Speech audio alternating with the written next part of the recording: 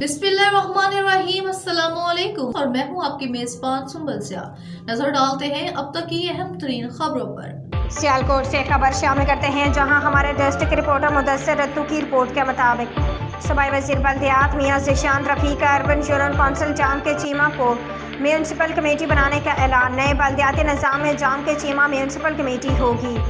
ये बात उन्होंने 4 करोड़ रुपए की लागत से RHC जाम के चीमा कारपेट रोड के इफ्तिताह के मौका पर मुनक़िदा तकरीब से खिताब करते हुए कही। साबिक MP चौधरी जमील अशरफ, हाजी अमजद अवान नंबरदार, चांद भट्टी, मोहम्मद सलीम भंगू, तारिक नवाज भट्ट, शेख गुलाम जिलानी, हाजी मिर्जा फरहान हुसैन, मिर्जा रहमतुल्लाह चौधरी, एहसन एहसान रऊफ डार, हाजी हबीबुल्लाह मेहर मोरिस, मसीह बोटा मस भट्टी, मियां फैसल महमूद और शाहिद भट्ट के अलावा भी मुअज़्ज़िज़ीन इलाका कसीर तादाद में मौजूद थे।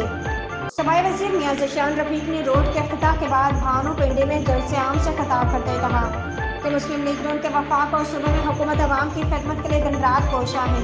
सख्त माशी इक़्तिसादी चैलेंजेस के बावजूद तरक्की का पहिया चल रहा है और माशी अहदाफ के हसूल के लिए मुस्लिम लीग की क़यादत पर पुरअज़्म है।